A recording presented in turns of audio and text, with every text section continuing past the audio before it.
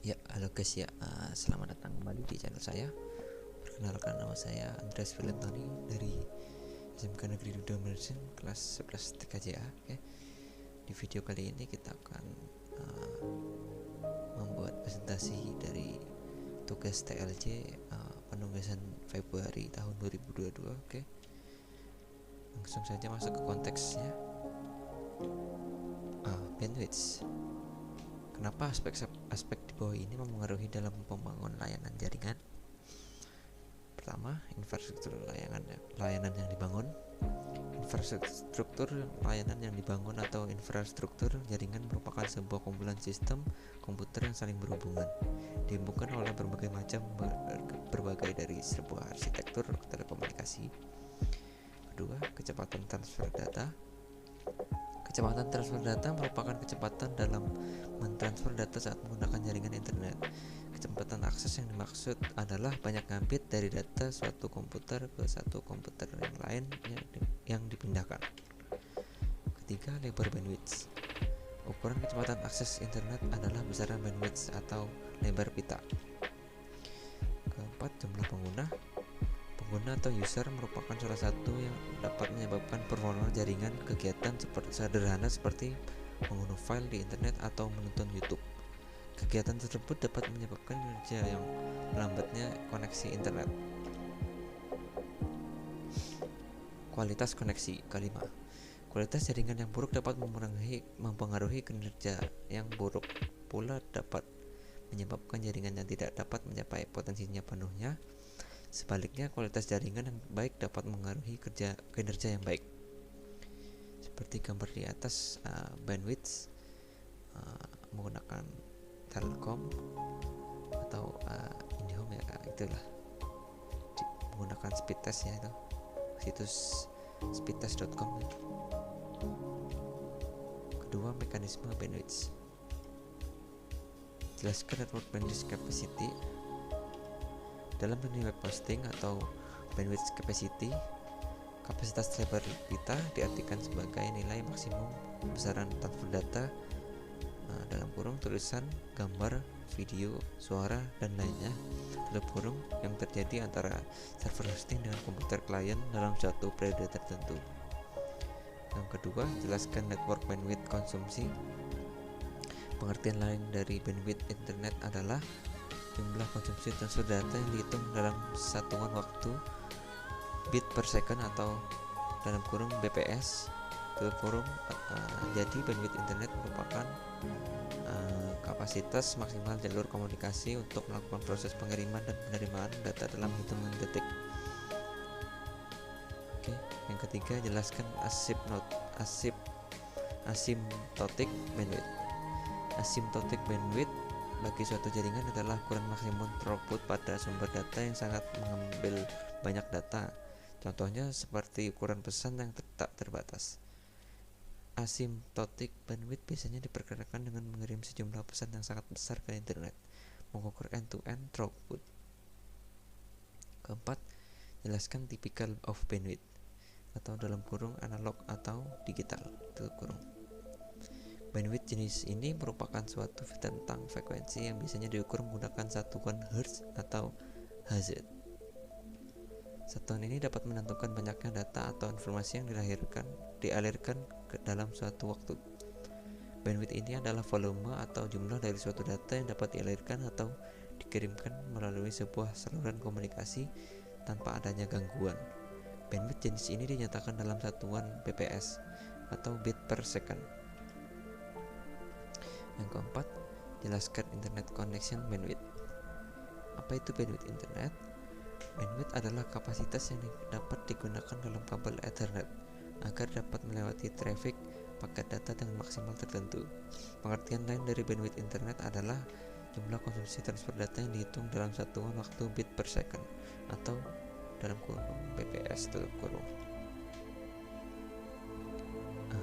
Poin ketiga, parameter pengukuran lebar bandwidth. Jelaskan throughput. Pertama, throughput mempresentasikan seberapa banyak kapasitas bandwidth yang terkirim sebenarnya terpakai. Throughput adalah jumlah data yang benar-benar terkirim dalam satu waktu tertentu. satuan yang digunakan sama seperti bandwidth, yaitu bits per second atau dalam kurung bps tutup kurung. Kadang-kadang juga dihitung dengan menggunakan satuan dalam data paket per second atau tutup kurung buka kurung pps ya, tutup kurung. Jelaskan upstream. Adapun upstream adalah kecepatan transfer data, yaitu saat kita mengirimkan data dari komputer ke server. Baik downstream maupun upstream memiliki satuan kecepatan transfer data, yaitu bps, bit per second. Artinya banyak bit data yang digunakan dari satu komputer ke komputer lain tiap detiknya. Jelaskan downstream. Downstream merupakan kecepatan pada saat kita mengambil data-data dari server ke internet ke komputer kita. Baik downstream maupun upstream memiliki satuan kecepatan transfer data, yaitu bps, bit per second. Artinya banyak bit yang data dipindahkan dari satu komputer ke komputer lain tiap detiknya. Kecepatan downstream sama upstream tadi kan kurang lebih sama kan. Upstream itu adalah ke atas, downstream itu ke bawah. Jadi artinya downstream itu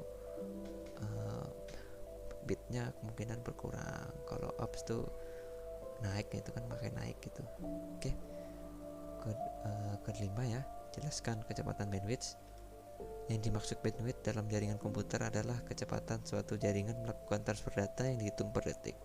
Pengukuran kecepatan dalam bits per second. Keenam, jelaskan internet bandwidth. Bandwidth internet adalah suatu satuan transfer yang bisa dilakukan dalam satuan detik. Contohnya, kecepatan internet suatu provider adalah 20 megabit per second untuk download dan 4 megabit itu untuk upload. Itu artinya kecepatan transfer sebuah file bandwidth internet saat download atau mengunduh maksimal adalah 20 megabit per second. Kecepatan transfer upload atau unggah adalah 4 megabit per second. B. Analisis kebutuhan bandwidth. Poin pertama, besar dan tipe bandwidth yang digunakan.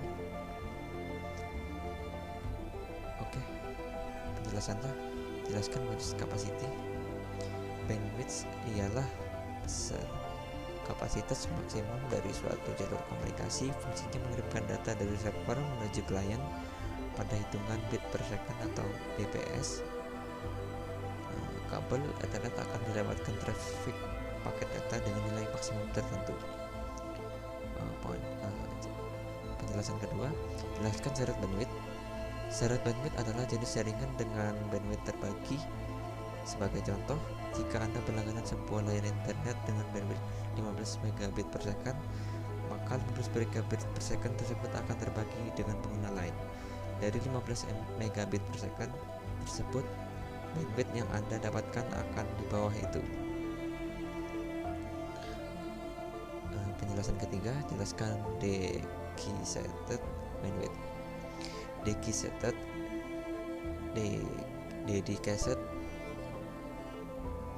Dedicated bandwidth merupakan jenis jaringan yang memiliki rasio bandwidth 1:1 yang memiliki arti bahwa bandwidth yang Anda gunakan tidak terbagi dengan user lain. Sebagai contoh, jika Anda menggunakan dedicated bandwidth dengan kecepatan 15 megabit per second, maka Anda akan mendapatkan bandwidth 15 megabit per second pula tanpa terbagi. Oke, itu ada gambar bandwidth 1 megabit per second downstream. Kemudian pipa 2 ada bandwidth 10 megabit per second. Artinya itu adalah tidak terbagi ya, karena mengunggah dengan kecepatan sebesar 10 megabyte. Downstream itu 1 megabyte, artinya dia mengunduh megabyte lah, 1 megabyte. Oke. Cek kualitas koneksi. Poin pertama, jenis-jenis service pada TCP atau IP. Jelaskan apa itu layanan normal user data dan contoh layanannya. Data jenis ini dihasilkan oleh aplikasi yang umum digunakan oleh user, seperti traffic web, webmail, maupun FTP. Traffic ini memerlukan penanganan khusus karena menggunakan protokol TCP yang akan berusaha mengirim kembali paket-paket yang tak sampai pada komputer tujuan. Jelaskan apa itu layanan network management dan contoh layanannya. Layanan ini akan menghasilkan traffic yang digunakan untuk melakukan manajemen jaringan seperti SNMP, Syslog, SDE, HTTPS maupun SSH.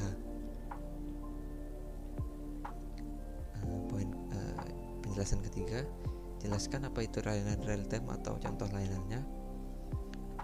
Contoh layanan ini adalah aplikasi voice seperti VoIP, merupakan aplikasi audio atau video conference. Layanan ini memiliki karakteristik yang sensitif terhadap jitter. Keempat, jelaskan apa itu layanan streaming application dan contoh layanannya. Layanan ini sebenarnya tidak terlalu beda jauh dengan layanan real time. Contoh layanan ini seperti audio streaming maupun video streaming. Contoh aplikasinya seperti live streaming di YouTube, Facebook, dan lain sebagainya. Jelaskan apa itu layanan critical data application dan contoh layanannya. Layanan ini merupakan data juga, namun menurut tingkat keakuratan pengiriman yang tinggi, sehingga layanan ini sedapat mungkin jangan mengalami drop paket sesering mungkin. Contohnya cloud.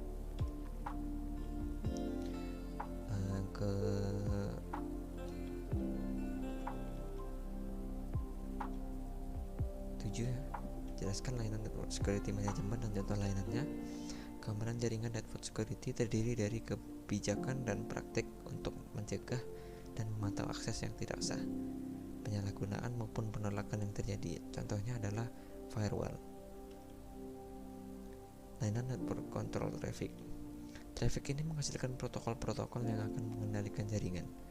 Traffic ini membutuhkan alokasi bandwidth yang baik dan harus dikirimkan sesegera mungkin, jangan sampai mengalami keterlambatan. Contohnya adalah net traffic. Kemudian layanan DOS atau DOS, Prone Service. Traffic ini adalah traffic biasa, namun sangat berpotensi untuk digunakan dalam penyerangan seperti denial of service atau juga penyerangan DOS seperti menyerang web perusahaan gitu ya. Layanan scavenger adalah traffic yang dihasilkan oleh aplikasi-aplikasi seperti Kaza, Emule maupun Skype. Aplikasi ini menuntut pengiriman paket yang sebaik mungkin, namun sebenarnya kecepatan perlu dibatasi. Oke, lanjut. Poin kedua, faktor yang mempengaruhi QoS atau Quality of Service jaringan komputer. Delay merupakan waktu yang dibutuhkan data untuk menempuh jarak dari asal ke tujuan. Delay variation adalah perbedaan dalam keterlambatan satu arah dari ujung ke ujung antara paket yang dipilih dalam aliran dengan setiap paket yang diabaikan. Paket loss, banyaknya paket yang hilang selama proses transmisi ke tujuan. Paket hilang terjadi ketika satu atau lebih paket data yang melewati suatu jaringan gagal mencapai tujuannya. Lanjut, paket reordering, pengiriman paket data dalam urutan yang berbeda dari pengirimannya. Kemudian average rate and burst size. Aplikasi ini berbicara tentang beberapa alokasi bandwidth rata-rata yang akan digunakan user maupun aplikasi. Desynchronizing TCP session. Aspek ini harus memperhatikan manakala akan menerapkan QoS pada aplikasi yang menggunakan TCP QoS Component Signaling. Bagian B ketiga, komponen yang mendukung Quality of Service jaringan komputer. Queuing, perangkat jaringan seperti switch dan router akan melakukan buffer, dengan kata lain akan menyimpan paket yang diterimanya untuk sementara waktu. Kemudian signaling, menggunakan sinyal untuk mengendalikan komunikasi. Kemudian ketiga, classification, digunakan router untuk mengenali berbagai jenis flow paket yang akan dikelompokkan berdasarkan jenis servisnya. Kemudian yang keempat, marking umumnya dilakukan sesudah classification. Marking dilakukan dengan memberikan label terhadap keseluruhan paket yang mengalir. Label ini digunakan router sebagai perpaduan untuk menerapkan perlakuan khusus. Yang kelima adalah admission control. Digunakan pada network pada jaringan yang memiliki user, dan user tersebut telah dikelompokkan pada kelas yang berbeda-beda. Congestion control. Metode yang digunakan untuk memantau proses mengatur jumlah data memasuki jaringan sehingga tingkat lalu lintas pada nilai yang dapat diterima. Yang ke-7, traffic shaping. Bertujuan untuk membuat smooth traffic yang akan dikirimkan. Ke-8, integrated and differentiated service. Integrated service dikembangkan untuk mengoptimalkan jaringan dan pemanfaatan sumber daya jaringan yang untuk baru aplikasi, seperti multimedia real time yang mana memerlukan jaminan quality of service. Kemudian di service DS sekarang ini di bawah pengembangan kelompok kerja IFT. Spesifikasi DS digambarkan dalam beberapa draft internet dan belum tersedia dalam RFC. Quality of Service Policy. Perjanjian antara provider dan customer di mana detail dari Quality of Service yang diberikan akan dijelaskan secara detail. Kemudian bagian D, menganalisis throughput, delay, dan packet loss. Rumus menghitung throughput. Rumusnya di situ adanya throughput, jumlah data yang dikirim dibagi waktu pengiriman data. Contohnya seperti yang ada di layar. Kemudian ke rumus kedua, menghitung rata-rata delay. Rumus rata-rata delay sama dengan total delay atau total paket yang diterima. Rata-rata delay 62,03 dibagi 3103. Oke, lanjut. Contohnya seperti itu. Kemudian ketiga, rumus menghitung paket loss. Rumusnya adalah paket yang diterima sama dengan paket yang dikirim dikurang paket yang hilang. Seperti itu, 3103 dikurang 45 sama dengan 3556 paket loss. Dalam kurung 3103 dikurangi 3058 dibagi 3013 tutup kurung dikali 100% sama dengan 1,45%. Soft switch. Bagian pertama, pengertian soft switch. Soft switch adalah suatu alat yang mampu menghubungkan antara jaringan sirkuit dengan jaringan paket, termasuk di dalamnya jaringan telepon tetap atau PSTN, internet yang berbasis IP, internet protokol, kabel TV, dan jaringan seluler yang telah ada selama ini. Kedua, komponen soft switch. Yang pertama adalah Media Gateway Controller atau MGC. MGC adalah sebuah sistem yang digunakan untuk menangani panggilan yang dilakukan oleh pengguna melalui sebuah sambungan internet. Signaling Gateway atau SG. Signaling Gateway SG adalah elemen jaringan yang berfungsi sebagai interface pensinyalan dari jaringan soft switch ke SS7, PSTN atau PLMN. Kemudian keempat, Media Gateway atau MG. Media Gateway Protocol adalah komunikasi pensinyalan dan panggilan yang digunakan dalam sistem telekomunikasi VoIP atau Voice over Internet Protocol. Application Server. Application Server merupakan aplikasi komputer yang memberikan pelayanan atau melakukan proses pelayanan terhadap setiap permintaan akses yang dilakukan oleh setiap komputer atau pengguna klien user yang terhubung dengan jaringan. Kemudian ke media server. Media server berguna untuk berbagi file video atau audio dalam jaringan menggunakan media streaming. Bagian ketiga, apa itu soft switch kelas 4? Soft switch yang digunakan untuk lalu lintas antara operator biasanya disebut kelas 4 soft switch. Fungsi utama dari kelas 4 soft switch adalah besaran ukuran routing dari panggilan jarak jauh. Kemudian bagian 4, apa itu soft switch kelas 5 ya? Kelas 5 soft switch dimaksudkan untuk bekerja dengan end user. Soft switch kelas 5 ini baik dalam layanan telepon lokal dan jarak jauh. Kelas 5 soft switch ditandai dengan layanan tambahan untuk end user, end ke user, dan klien. Perusahaan seperti IPBBX fitur, call center service, calling card, platform, quality of service, group business, dan lain-lain.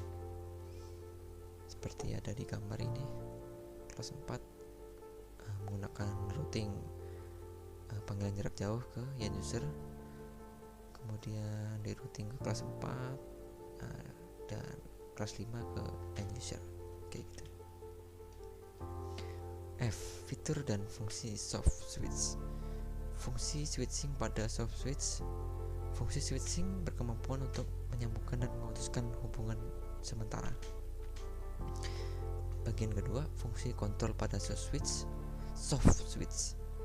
bekerja berdasarkan instruksi pensinyalan yang datang dari luar atau dari data yang disimpan oleh sentral telepon itu sendiri. Ketiga, fungsi signaling pada soft switch. Fungsi pensinyalan signaling yang digunakan antara media MGC menggunakan protokol Media Grand Central Protocol Megajo, kemudian H323 dan SIP untuk menjamin untuk kerja sistem yang optimal. Bagian keempat, fungsi interface pada soft switch.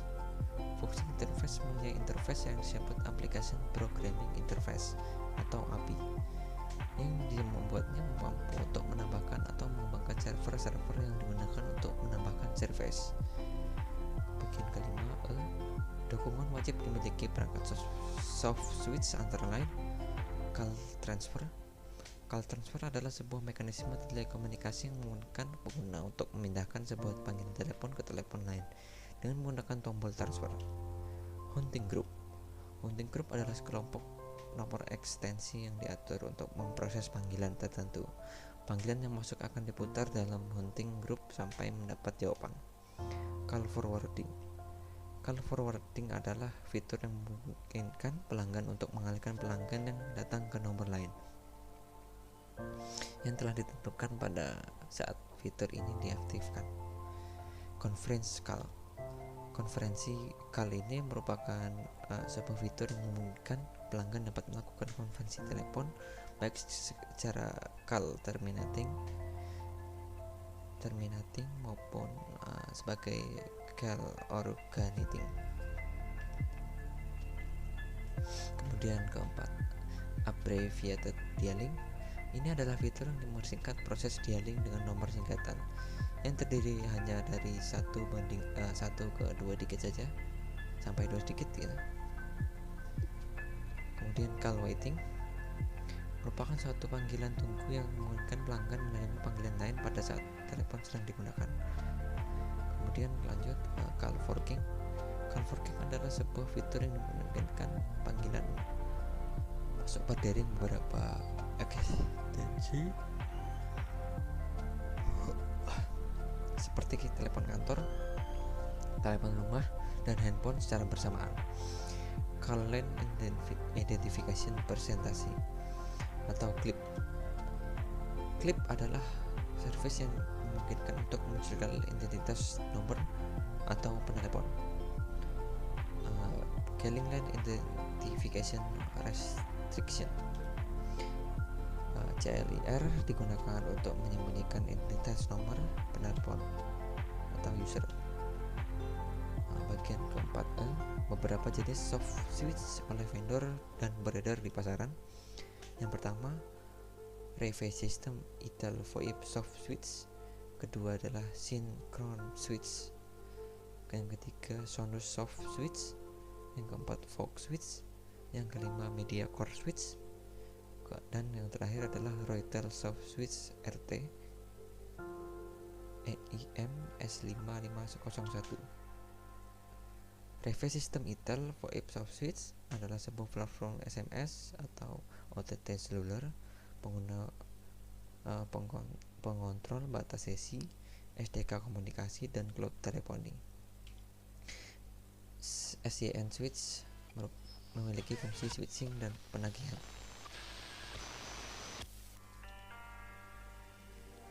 Sonos switch penyedia terkemuka produk infrastruktur suara untuk jaringan publik. Fog switch adalah sebuah software untuk atau aplikasi yang digunakan untuk menyediakan routing dan switching antara IP teleponi dan jaringan TDM.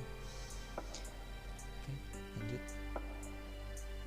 Media Core switch adalah platform VoIP tingkat operator yang dirancang khusus untuk lintas suara dan SMS. Kemudian yang keenam terakhir adalah Roytel soft switch RT EIM S5501. Didesain khusus untuk UKM dan kantor cabang. Ini menyediakan layanan telepon IP profesional untuk maksimum 2000 pengguna atau user, SIP, dan 624 ekstensi analog, 12 port S1 atau T1 untuk akses terang digital, dan 96 FXO untuk terang analog. Seperti gambar di bawah itu ya, seperti router atau switch.